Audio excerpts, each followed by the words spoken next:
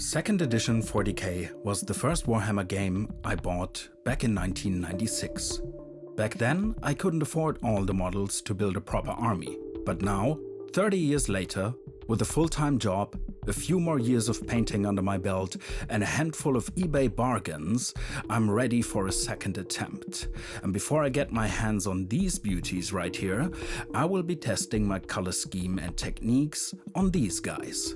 By the end of this video, these crusty, broken eBay rescues are going to look exactly like they stepped off a 1990s box art cover. So whether you are a Rogue Trader veteran or just interested in the models of days gone by, get ready for some Oldhammer goodness. My name is Kai, you're watching Brush and Axe, and this is Painting Ultramarines Oldhammer Style.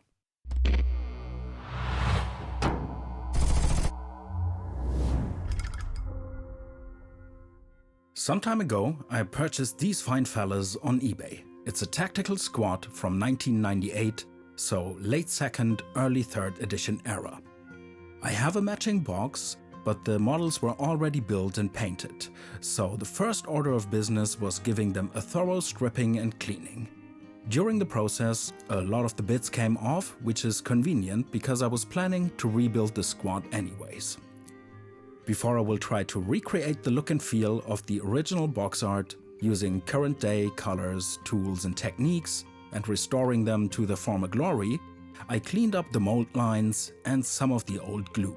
And then I started reassembling the models.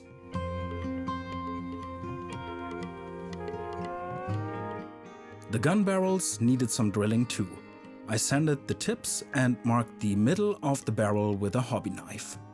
This makes it easier for the drill bit to catch, so that the hole ends up exactly where we want it. Then I start with the pin vise by drilling the sides first, and afterwards the center of the barrel.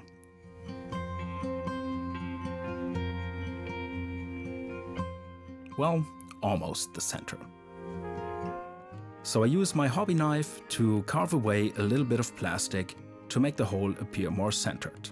A bit of sanding again. Not perfect, but absolutely fine. Wherever possible, I want to leave the bolters separate to make it easier to paint the chests and both sides of the weapon.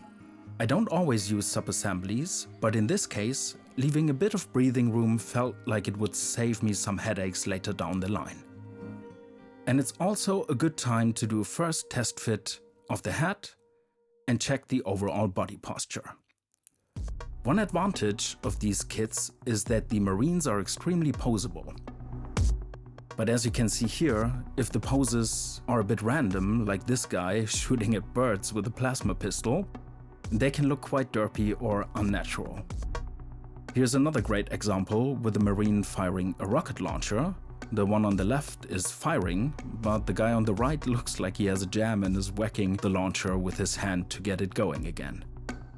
So while I rebuild them, I'm also trying to pose them a bit more intentionally and naturally.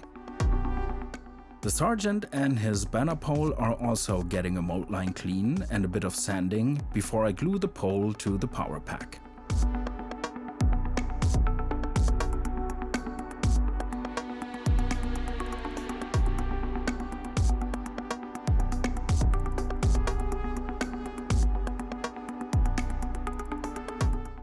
And slowly making my way through the entire squad, cleaning up, reposing, bonding the models together in their new stance. Once all the models are prepared and ready, I get some PVA glue and fine aquarium sand to take care of the basing. Using an old beaten up brush, I apply the glue to the base and then give it a brief swirl in the sand before removing any excess from the base rim with my finger. To make sure the sand stays put and doesn't flake off, I mix the rest of my PVA with a bit of water and isopropyl alcohol. I just eyeball it so I get roughly equal parts of each. Then I stir everything up with the back of my brush until it turns into a smooth and even paste.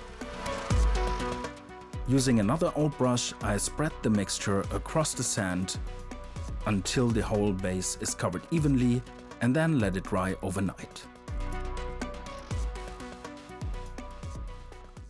Coming back the next day, everything has dried rock hard and not a single grain of sand is coming off. Perfect. Now we're ready to prime, and I prefer a matte black primer. Whenever I restore old models, I can't wait to get the primer on to see how they look when the color is nice and uniform, rather than a messy patchwork. I check one last time to make sure I covered every spot, and then set the model aside to dry. Next, it's time for a zenithal highlight using white ink.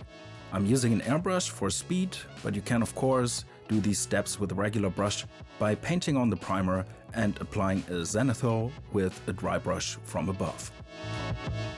And while you see me highlighting away, I want to take a moment to thank everyone who has been commenting and subscribing lately. Making these videos is fun, but it also takes a lot of time, so even finishing one project a month can be quite a challenge for me. If you enjoy this content, it would help a lot if you would consider liking, subscribing, or leaving a comment. It doesn't cost you anything, but it really helps me reach more people. And in case you want to toss me a coin to buy a coffee, new brushes or paints, I also have a Patreon, and you can find a link in the description. Thank you so much, and on with the video. For the Sons of Gilliman, we obviously need blue. I'm using Altdorf Guard as my starting point. I'm thinning down the paint quite a lot because I want my zenithal undercoat to shine through. If I make the color too opaque, it would render the previous steps obsolete. Now I know what I want to achieve here, but I'm not yet quite sure how well it worked out. Let's see when we get there. Time to get started on the weapon casings. I use Mephiston Red by Citadel. I glued the bolters to a plastic shot glass with superglue and gave them the same treatment as the rest of the models, a black prime and a white zenithal. In hindsight, I made this more complicated than it needed to be. Next time I would just prime or base coat the entire weapon in red rather than trying to be clean with the casings, because we need to handle the metal in a later step separately anyways, so keep that in mind. Going for plain red would have been just fine. While I have the red handy, I also paint all the lenses and the purity seals on the Marines. Once we are finished, we have a red weapon casing on the separate weapons as well as the ones that were already attached to the models, along with the base coated purity seals and lenses on all 10 guys.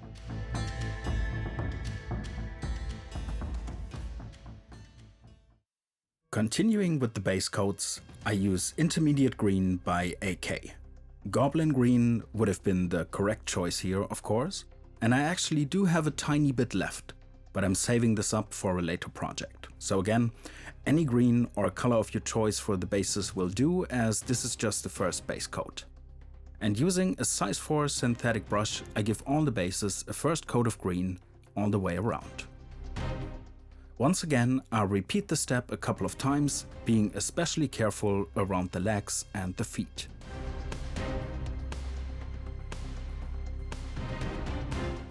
And for better coverage, I apply a second coat.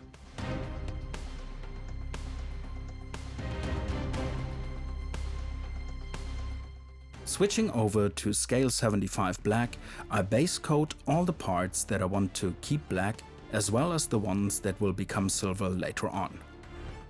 As you can see here, I could have been much more sloppy with the red on the weapons and just focused on this stage instead. But I'm making these mistakes so you don't have to, so another lesson learned.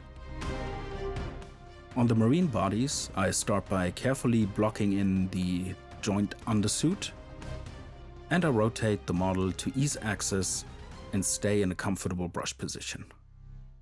On the power packs, I prepare for the silver metallic by painting the vents, and lastly, all the tubes connecting the armor.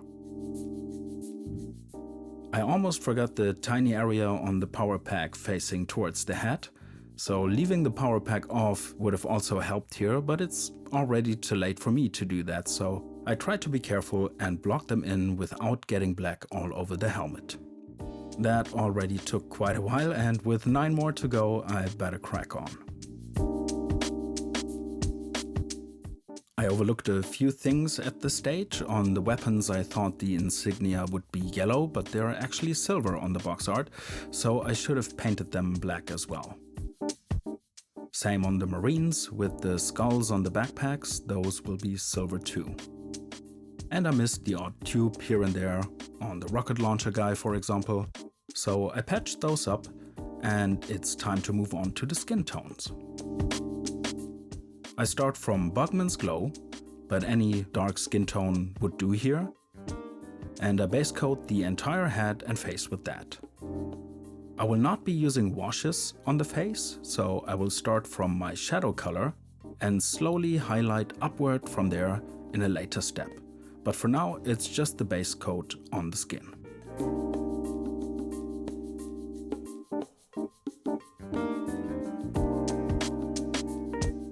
While the face is drying, I use Ushepti Bone by Citadel to base coat the purity seals on all models. Again, very carefully to not hit the armor, but if you do, you can always go back with your blue tone and fix it up. To base coat all the leather bits, mainly holsters and pouches, I use Scrag Brown. Leather comes in all kinds of colors, so use any brown you like. The goal here is to get an even finish, applying 2 thin coats for good coverage over the blue base. With the leather base coat done, we can start preparing for the yellow. I use Corex White, which is a white with a touch of black in it, so technically a very light gray. It has rather good coverage, and I apply it to all areas that I want to be yellow later. This is mainly the Imperialis on the chest and also the rims of the pauldrons. I'll repeat this process again on all models and then go back to Altdorf Guard Blue to fix any mistakes in the tighter areas.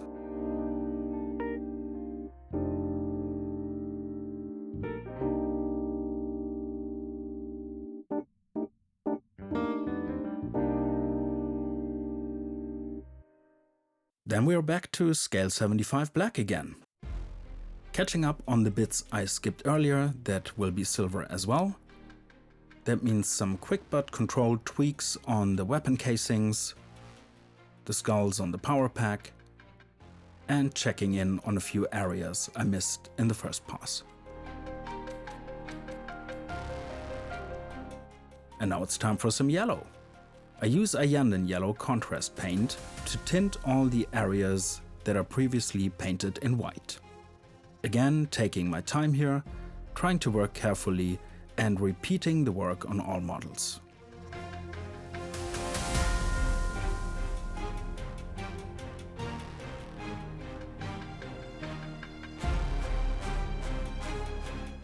For the grenades on 2 of the models, I start with Caliban Green, staying true to the original color scheme and applying a dark base coat across all of them. By staying true, I don't mean that the originals were painted in Caliban Green, but rather that the grenades were painted green, so I'm using that as a reference. I actually have no idea what color they have used back in the day. In case you know, please feel free to leave it in the comments. I will add some highlights later. The goal for now is just to get an even foundation. Once the paint is dry, I move on to shading and panel lining using Drakenhof Nightshade mixed with Lamium Medium in a 50-50 ratio. I take my time moving all around the model and placing the shade directly into the recesses. Before this attempt, I did a test run with undiluted shade, so just plain Drakenhof Nightshade. Compared to an unshaded model, as you can see here, the effect is quite strong and dark. With the diluted shade, I get a result like this one here, with the shaded model on the left and the unshaded model on the right. I prefer this slightly because it's a more subtle variant, so a diluted wash it is for me, but of course, feel free to adjust to your liking.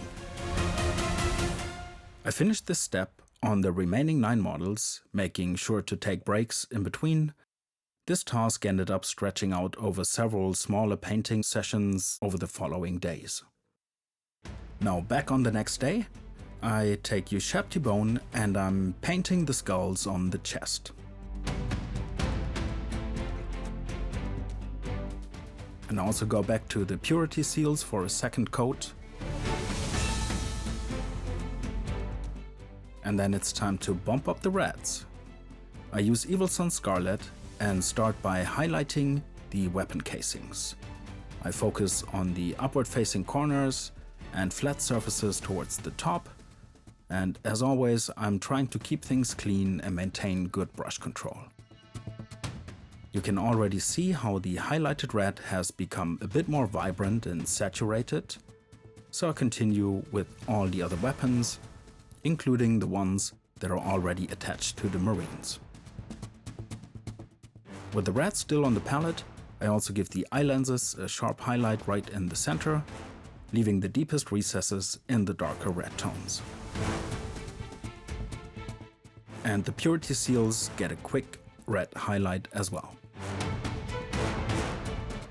Next, I'm using Avalanche Sunset to go over the yellow areas on the pauldrons to increase opacity in places where the contrast paint left things a little bit thin.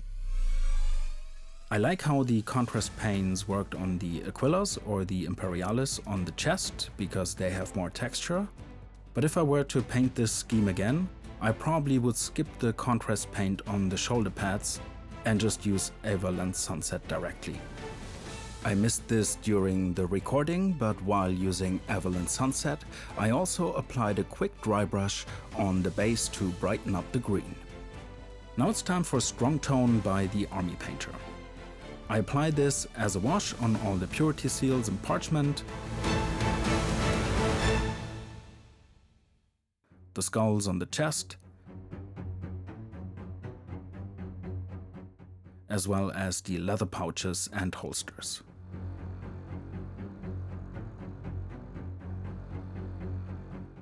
And once that shade is dry, I'm moving on to XV88 to apply some highlights on the leather parts. You can also see here that these paints and washes all have slightly different finishes. Some are glossier, some are more matte. It is completely normal for different brands and paints to look slightly differently depending on the recipe. So my plan is to apply a coat of matte varnish at a later stage, before I start with the metallics, to tie everything back together. But before we do that, there is still plenty of work to do, so let's crack on with some green highlights. Starting with Cabalite Green, I give the raised areas of the grenades a quick highlight. And then following up with Skarsnik Green, covering an even smaller area, focusing on where the light would hit from above.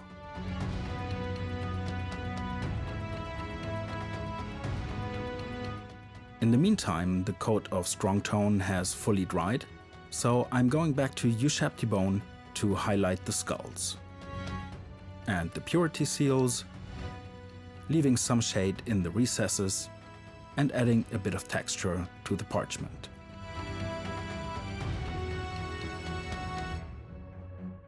Continuing our highlights, we're back to blue, and I'm using a 50-50 mix of Altdorf Guard and Calgar Blue. I thin this mix with a bit of water and try my hand at glazing the upward-facing areas of the armor. This creates a stronger variation and a smoother transition to a lighter blue towards the top of the model. And while I do that, I try to leave the shade in the recesses rather than covering it up. On the left you can see the highlighted model, and on the right is the one without highlights. The effect is subtle, and I definitely need to keep practicing my glazing, but I like it. From there we can move on to pure Calgar Blue for edge highlighting the power armor. Call me crazy, but I really enjoy edge highlighting. I take my time and slowly work my way around the model. Granted, there is still room for improvement for me, and my line thickness and brush control are of course not always perfect, but the best way to get better at something is through practice and putting in the hours. And since I have 9 more models to go, there is plenty of practice for me ahead. For a quick comparison, On the left, we have a model with the edge highlights applied, and on the right, we have the previous stage with glazes but no edge highlights yet. Again, it's a subtle effect, but it adds a bit more pop and contrast.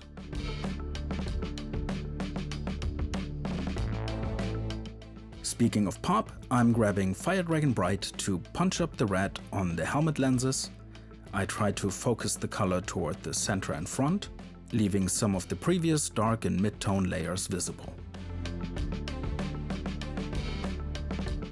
We are slowly but surely getting there and have officially left the ugly face behind us. I don't necessarily recommend doing batch painting in groups of 10, it can be quite taxing, but on the other hand, it feels great to look down on the table and see how much progress has already been made. Time to do some more work on the faces. I add Cadian Flesh Tone to my wet palette. If you recall, the faces were base coated in Bugman's Glow, so I'm now picking up a slightly brighter color. I also grab Kislev Flesh, which is another step brighter, and I put roughly equal amounts on my wet palette. Then I create a mix of both colors to make a third, intermediate tone. This way I have 3 different stages of brightness ready to go, and I can start working on the skin. Keep in mind that in theory you don't need a massive collection of paints. If you have good eyes and look into color theory, you can mix almost any tone you want. I'm partially colorblind, so for me it is incredibly helpful to have a bottle or a paint pot that tells me exactly what's inside, but the key takeaway here is that no matter what skin tone you want to paint, 2 or 3 colors are plenty. At a minimum, you just need your darkest shadow color and your brightest highlight, and every step in between can be mixed. This way you can easily get 5 or more different tones from just 2 different paints. They will harmonize beautifully and will give you plenty of variation. If you add a third color, like a mid-tone, you even get more mixing options. So use and work with the colors you already have. You don't need a massive collection or the exact ones that I'm using here. Starting with my first highlight color, I begin bringing out the raised features on the face, like the cheeks, the nose, the eyebrows, and the forehead. I'm leaving our base color intact in the shadows and creases, and you can already see how the face gains some immediate visual depth. Once that first layer is dry, I repeat the process with each of the remaining highlight tones. With each subsequent tone, I focus even closer to the highest points, covering a smaller surface area than the layer before. This is actually quite quick to do when you have all your colors pre-mixed on the palette, because you only need a few tiny dots here and there, as the face is so small. Our face is already looking much better, but it still feels a bit lifeless without eyes and teeth. So let's grab some white ink and fix that. I place a quick but careful dot in each eye and a little bit on the teeth, and afterwards I touch up the top of the head, which I had apparently overlooked earlier while focusing so heavily on the face.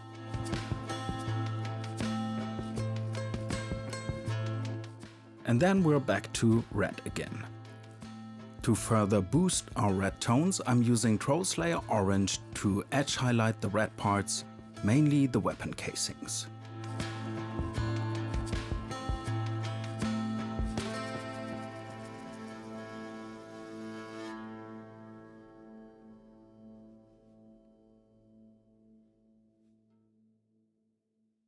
And then moving on to Abaddon Black, heavily thinned down, I use a fine brush to start adding script to the purity seals. I try to give a sense of writing through some scribbly lines and also introduce some larger details like the capital letters or similar you see in medieval or clerical books. On the sergeant's pauldron, I'm trying a bit of freehand. I want to write the word Ultra, and because it has 5 letters with a T in the middle, I start by painting the T in the dead center of the available space. This helps me to establish exactly how much room I have left on either side. Then I continue adding the surrounding letters. It worked out well enough, but this is definitely a skill I need to practice more. For the time being though, it looks fine and I will leave it like that for now, maybe revisit it later. Next I want to take care of the decals. And for this I'll be using decal fixer and softener. First I prepare all the surfaces that will receive a transfer by applying some decal fixer. While that is drying, I set up some water alongside the decals I want to use. These aren't strictly error appropriate, as they come from a modern transfer sheet, but I think they will do just fine.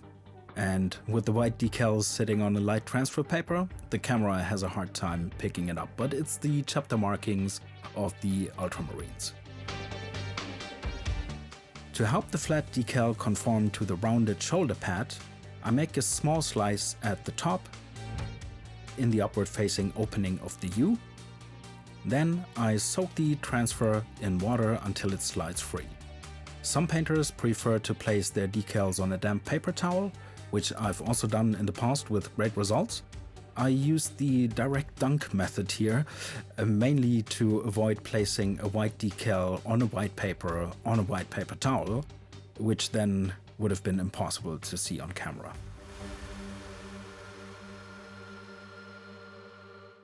Once the transfer comes loose, I slide it onto the shoulder pad using my brush, and then I let it sit for a few seconds, and then apply a thin coat of decal softener. You have to be careful here, as the name suggests, the softener makes the film incredibly fragile and easy to tear, so I try to put it on and then leave it alone to do its thing without agitating it too much. Our sergeant gets his appropriate markings on both the shoulder and the knee. Now while the rest of the troops get the regular tactical squad markings on their right shoulder, I realized I only had 9 of those decals left for some reason, so I grabbed some white ink to take another stab at training my freehand skills. Again, I start by establishing the center point and the rough height of the arrow.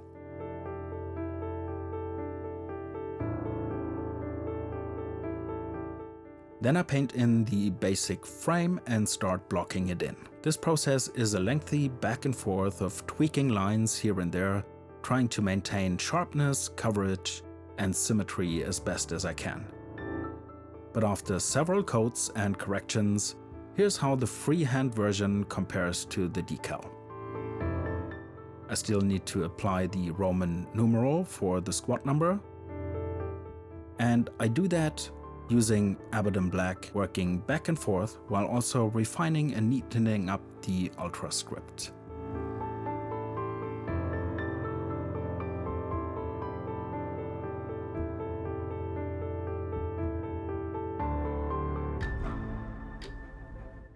And yes, Sergeant Derpy Eye will definitely need a touch-up on his left eye. I originally skipped it, thinking it wasn't too bad, but it started bugging me later on, so I will end up redoing that. I'm really looking forward to this next step. I'm using Ultra Matte Varnish from Vallejo and give all of the models an even coat. Spraying matte varnish over metallics will dull them down and kill their shine, so I wanted to finish all the standard colors and the transfers first, and then varnish the model and save the metals for the very last step. Notice how the models actually appear a bit brighter after the matte varnish is applied? This was a lesson I learned while working on the black armor of my Deathwatch. Slightly glossy colors appear deeper and darker, while matte finishes tend to make colors look flatter and also a bit brighter because how the light is dispersed. It's incredibly helpful to keep that effect in mind. We can use it as a tool if we like a paint job but want to brighten up the overall look. Alternatively, it can guide our color choices from the start, either by painting a bit darker initially or by choosing a satin or gloss varnish if we want to retain that pre-varnish depth of the paints. We're almost there, and now it's finally time for some metallic paints. I'm using Lead Belcher by Citadel to block in all these silver areas. I'm not using any other metallic colors besides silver, trying to stay completely true to that classic 2nd edition aesthetic.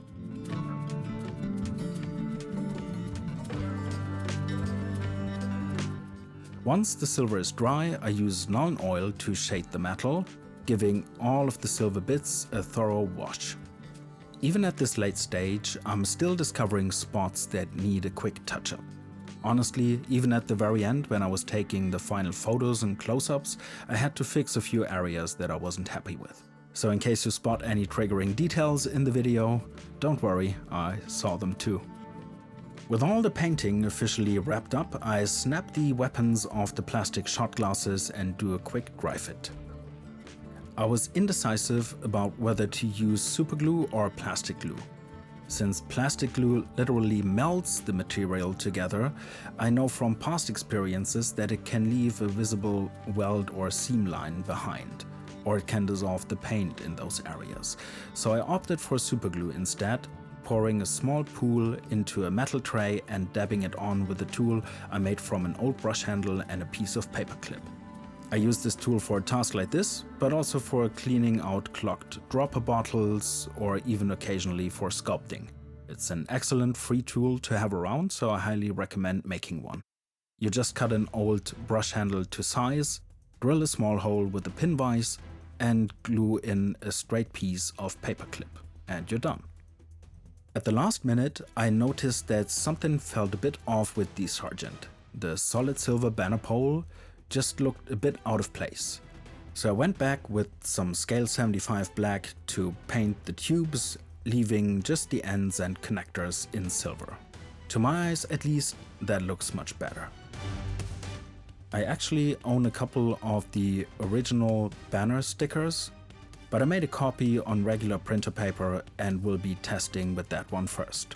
I think I'll save the pristine original for an extra special occasion. I cut out the banner. Luckily, the original cut lines were still somewhat visible on the print. Then I pre-fold the banner in the right places so everything is shaped and ready. And then I perform a stylistically immaculate, completely out of focus dry fit. Then I use PVA glue to fold and secure the banner into its final position. Nice. And for the final touch, I'm using Algae Green by AK to give the base rims their final almost Goblin Green-like look and feel.